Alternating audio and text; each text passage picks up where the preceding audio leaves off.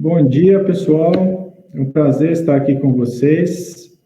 Agradeço o convite do Roberto e do Chebas para estar trazendo a mensagem hoje. Agradeço também ao Serginho aí que está se empenhando em conectar todos nós. Você está me vendo ao vivo? Dizem que o Cid Moreira, quando trabalhava lá no Jornal Nacional, lá no Rio de Janeiro, um lugar muito quente, né? Ele vinha de terno e gravata, mas só na parte de cima, e às vezes ele estava de short na parte de baixo, né? Ainda bem que hoje está meio frio, senão eu poderia estar de shorts também. Eu quero trazer para você aqui um tema que é um tema bem interessante, é sobre a face de Deus.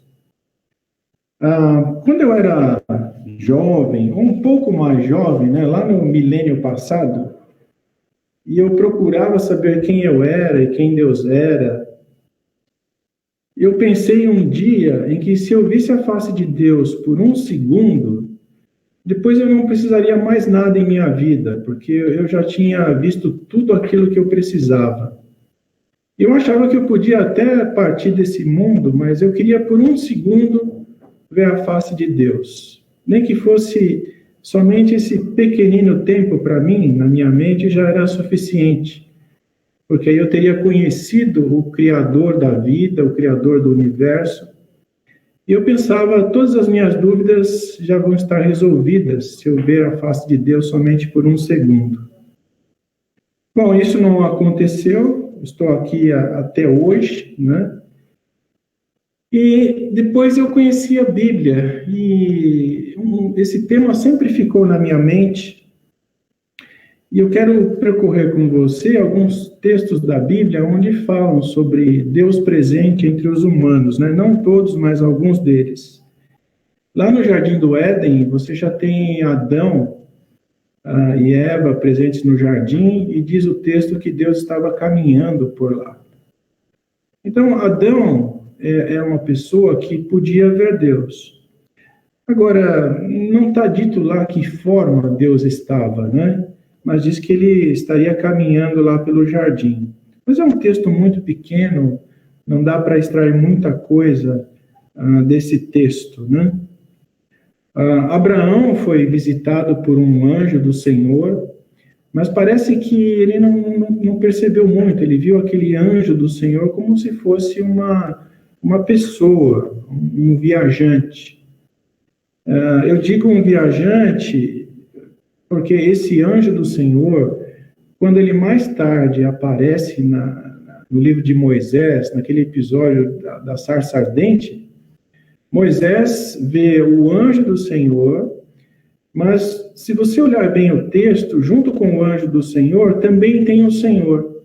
Então parece que as duas identidades, parece que elas se fundem. O Senhor e o anjo do Senhor parecem ser a mesma pessoa.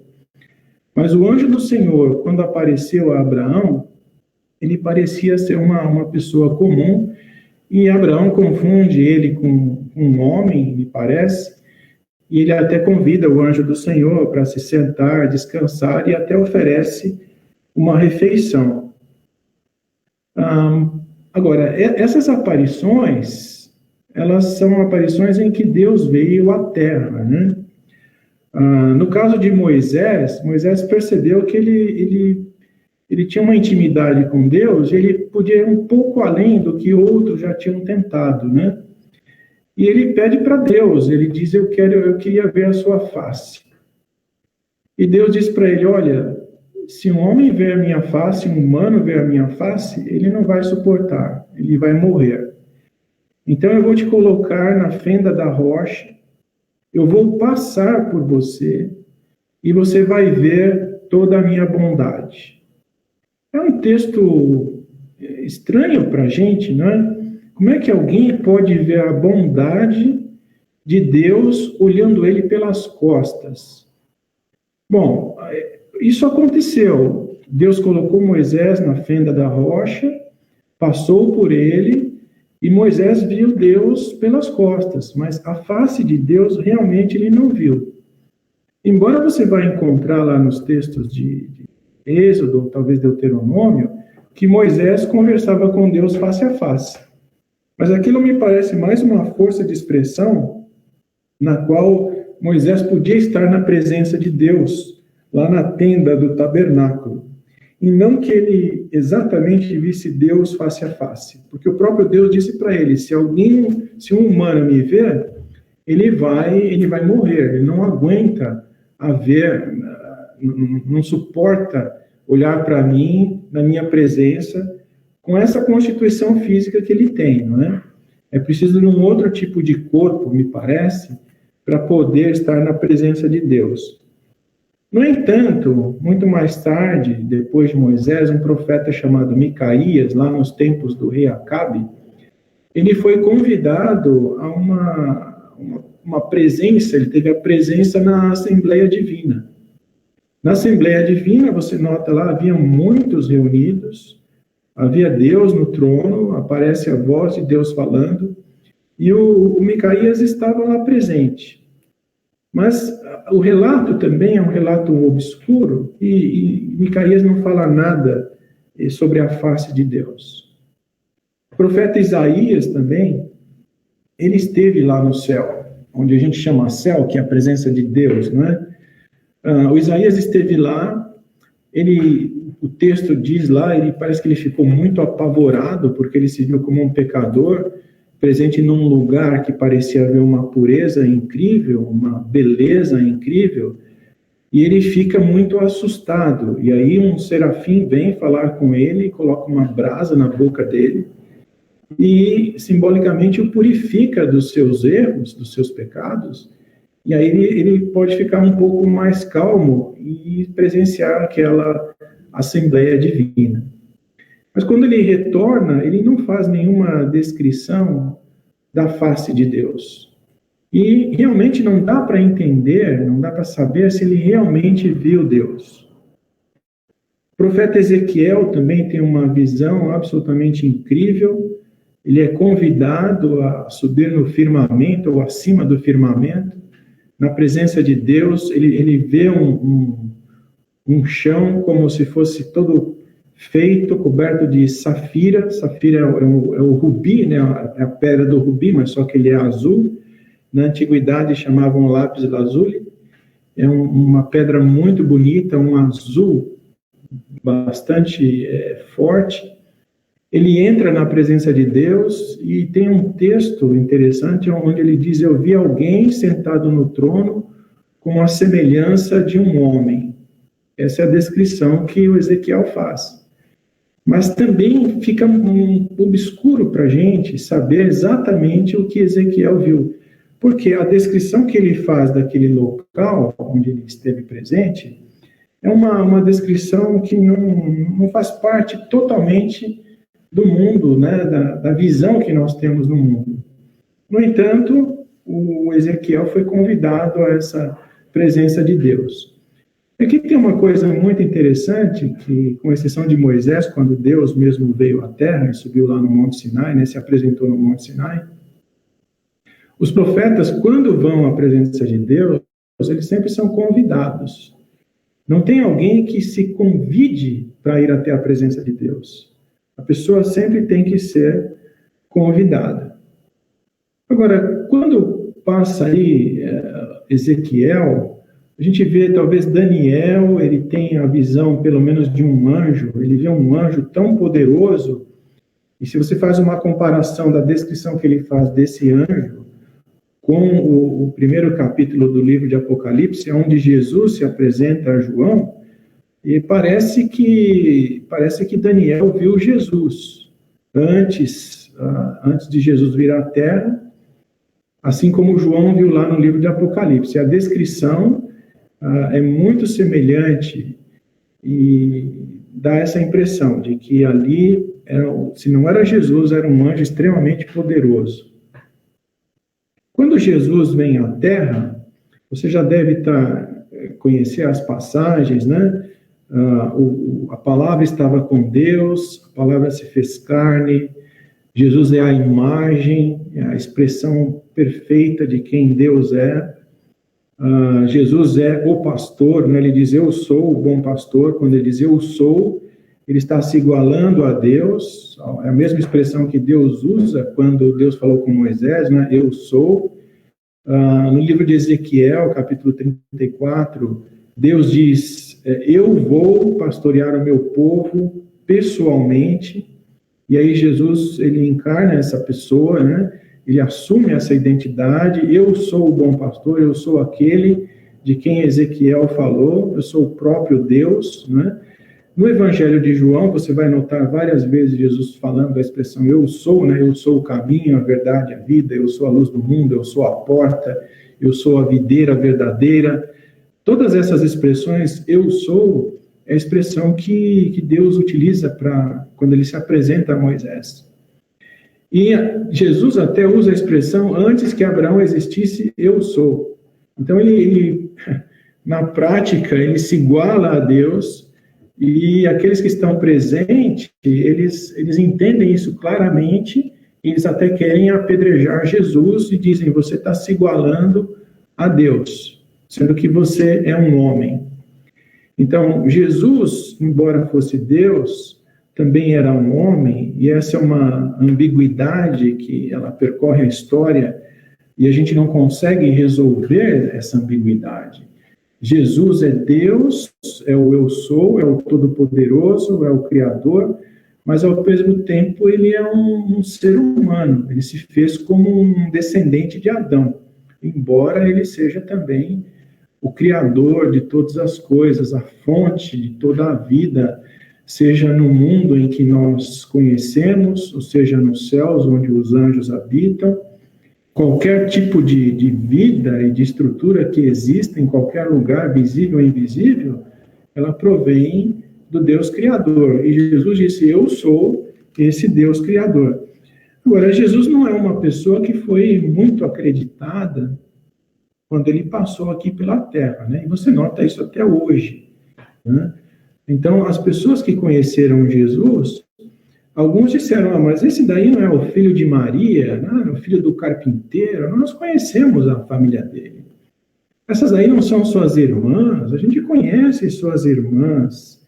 Como é possível Deus se fazer humano? Não é possível, não é possível porque o humano não pode fabricar Deus e tornar Deus humano. Tem que ser alguma iniciativa que parta do próprio Deus. Mas isso partir do próprio Deus é algo que o humano tem uma dificuldade enorme em aceitar. Então, algumas pessoas viram Jesus, e Jesus era Deus.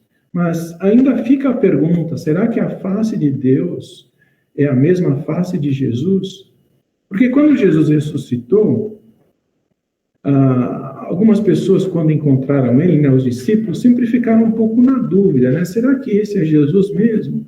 Mas quando Jesus falava, conversava com ele passou várias semanas, né, entre os discípulos depois da ressurreição, e aí eles viram, não, realmente esse é Jesus. Então, talvez a face dele tivesse mudado um pouco, mas não mudou a ponto dele não ser reconhecido. Agora, se Jesus é Deus, a gente pode pensar, ficar um pouco na dúvida, né? Será que a face de Deus é a face desse Jesus ressuscitado? Né? No Evangelho de João, no começo, João diz assim, que ninguém viu a Deus, mas o Filho que estava lá no seio do Pai, junto ao Pai, é quem nos revelou. Então, a revelação da face de Deus em Cristo talvez não seja uma revelação do que nós chamaríamos de uma aparência física, né? É possível, mas talvez não seja. Agora, o que Jesus revelou é o caráter de Deus. Esse Deus que é o Criador de todas as coisas, de quem todos descendem, né, em última instância, ele é quem é revelado em Jesus. Então, naquilo que Jesus faz, no caráter que Jesus tem, na bondade com que ele atendeu as pessoas naqueles dias, né, nos milagres que ele realizou, na verdade que ele proclamou, esse é o caráter divino, a essência divina. Quem Deus é está manifestado em Jesus em tudo aquilo que um ser humano pode ser. Mas talvez a face de Deus não esteja exatamente em quem é a pessoa de Jesus. Essa resposta a gente não tem. E ainda mais que Jesus crucificado fica muito complicado, né? Muito difícil para muita gente entender que aquela pessoa crucificada lá como um bandido qualquer dentro do império, era difícil de alguém entender que aquele lá fosse o Deus criador do universo, e essa é uma questão que permanece ainda até o dia de hoje. O apóstolo Paulo, ele, na segunda carta aos Coríntios, ele diz que ele foi ao terceiro céu. Bom, você tem o céu das aves, onde as aves voam, você tem o céu das estrelas, e Deus está acima das estrelas. Então, ele está contando uma visão que ele foi até o lugar onde Deus está. E ele diz lá, eu ouvi palavras inefáveis. Quer dizer, palavras tão, eu diria, tão doces, ou tão importantes, ou tão bonitas. Aquilo que eu vi está muito além do que a humanidade consegue alcançar. Mas eu estive lá. Mas ele também não conta nada sobre a aparência de Deus ou se ele chegou a ver Deus. Se a gente prossegue um pouco mais para frente, porque Tiago, Pedro, que escreveram, ou Judas, não falam nada sobre ter presenciado a face de Deus, né? O Paulo é o único que diz que ele teve essa visão. Mas se a gente prossegue até o final do Novo Testamento, a gente vai encontrar lá no livro de Apocalipse, onde você diz, bom, aqui finalmente a gente vai então poder encontrar a face de Deus. Num texto interessantíssimo, no capítulo 5 do livro de Apocalipse, você tem de novo João convidado a entrar no céu.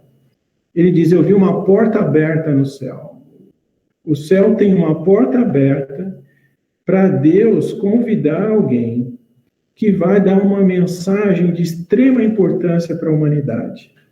E João é convidado à presença de Deus, e não tem somente Deus presente, ele vê outros seres, ele vê o que ele chama de querubins, são seres que aparecem lá no livro de Ezequiel, eles estão junto ao trono de Deus, ele vê 24 anciãos ao redor do trono, ele vê milhões e milhões, ele diz incontáveis seres, né, anjos ao redor do trono. E eu acredito que João estava curioso para olhar para o trono, e aí finalmente eu quero ver a face de Deus, né? Quem é que está lá no trono? Quem é esse?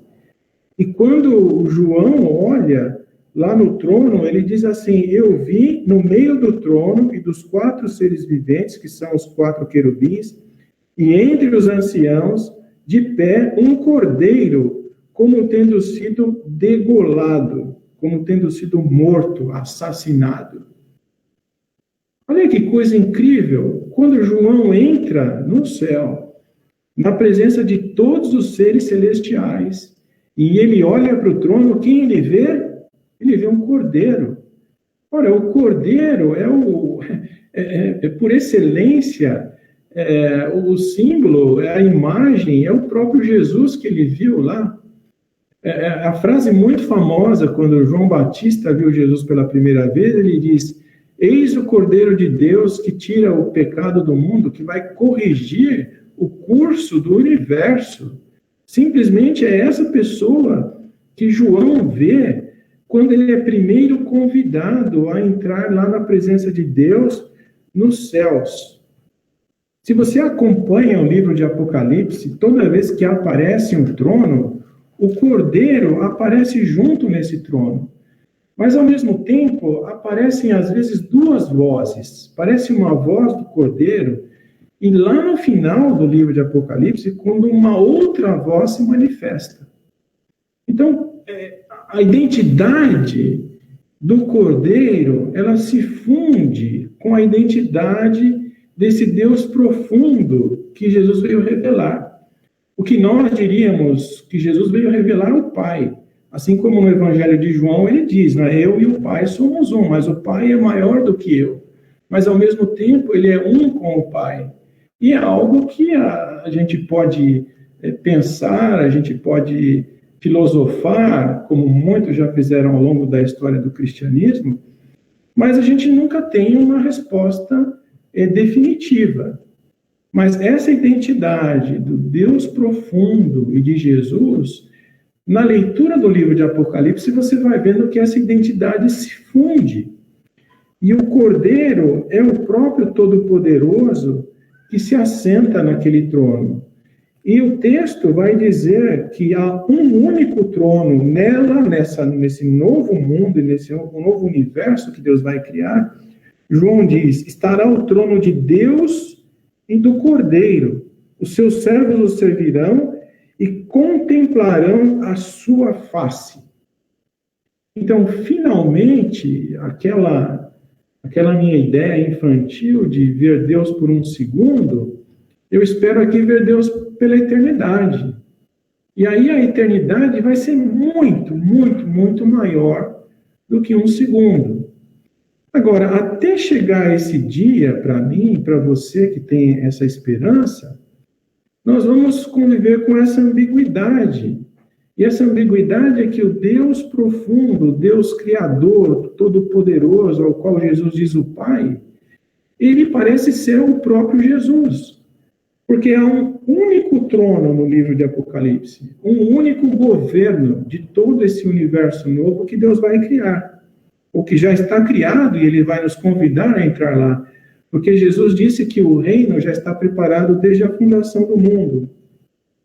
Há um único trono e duas pessoas assentadas nesse trono. E a identidade dessas duas pessoas possuem toda a autoridade, e a identidade dessas duas pessoas é como se fossem a do próprio Criador. O Pai e o Filho se fundem num só, e contemplarão a sua face. Então é só nesse dia em que nós vamos ter esse mistério revelado, digamos assim, contemplar a face de Deus. E como é a face de Deus em relação à face do Cordeiro, a face de Jesus. A face, nós vamos ter que aguardar até lá, mas o caráter de Deus, que se assenta no trono, Deus Todo-Poderoso, inimaginável, ele é caracterizado por quem é Jesus. E Jesus é uma pessoa boa. Então, quando você chegar lá, num novo corpo, no corpo da ressurreição, você não vai precisar ficar assustado como Ezequiel ficou. Ezequiel caiu no chão quase morto. E aí veio alguém, falou com ele, ele se levantou. Isaías ficou apavorado. Moisés, quando Deus passou e ele olhou pelas costas, ele também ficou apavorado. Agora, quando chegar lá esse dia, você não vai mais precisar ficar apavorado, não vai cair mais, e alguém vai precisar te levantar. Não, por quê? Porque você vai ter o corpo da ressurreição. Então, eu entendo que quando Deus disse para Moisés, nenhum humano pode me ver e ficar vivo, é que essa estrutura na qual nós vivemos de Adão, eu acho que não suporta mais a presença de Deus. Se algum dia suportou, era com Adão, mas nós não sabemos exatamente como Deus apareceu para Adão. Agora, no final do livro de Apocalipse, a ressurreição já aconteceu. Então, quem estiver na ressurreição vai poder contemplar a face de Deus e entender quem Deus é. Porque quem Deus é foi manifestado em Jesus. Então, se o Deus profundo não pode ser compreendido agora, ele deve ser compreendido por meio de Jesus. E quando chegarmos lá, o caráter de Deus é o caráter que ele manifestou em Jesus. Essa é a nossa esperança e a minha esperança, a esperança que eu quero que todos vocês que estão me ouvindo aqui tenham. Para encerrar, eu queria falar uma coisa importante. Existe a estatística e a realidade. nós estamos vivendo num tempo difícil, né? Esse ano está um ano muito difícil para nós e para o mundo todo. E tem a estatística. A estatística é o que você vê na TV, uma quantidade enorme de pessoas que estão perdendo vida. Mas se você olhar o tamanho da população mundial ou o tamanho da população brasileira, você vai ver que proporcionalmente é muito pouco, né? Percentualmente, menos de 1% das pessoas que ficam infectadas e menos ainda as que acabam partindo. Então, uma estatística é algo muito distante, assim, ela está longe. Agora, existe a estatística e existe a realidade. A realidade é se você ou se algum ente querido pegar a doença. Aí ela vai deixar de ser uma estatística, alguma coisa distante, e vai ser uma realidade para você. E a realidade para você pode ser muito dura e pode levar uma perda, né, grande. Essa semana nós tivemos um irmão, o senhor José Luiz, ele partiu e ele é uma estatística. Para o governo, ele é uma estatística. Assim como Jesus foi um governo, é uma estatística dentro do governo de Roma. Porque a Roma era tão grande, Jesus morreu na periferia do império, como um ladrão, como mais um crucificado, entre tantos que eram crucificados, ele era uma estatística. Para nós, Jesus é uma realidade. E o seu José Luiz que partiu, nosso irmão, também é uma realidade, porque está próximo a gente. Então, cuida da sua vida, cuida da sua mente, da sua cabeça, porque a realidade é o que está aqui no livro de Apocalipse. Então, a realidade para você pode ser minoria. Para o mundo, você pode ser uma estatística, mas para Deus, você é uma realidade. E aí você um dia vai contemplar a face de Deus e vamos encontrar de novo o seu Zé Luiz. Obrigado. Serginho assume a direção.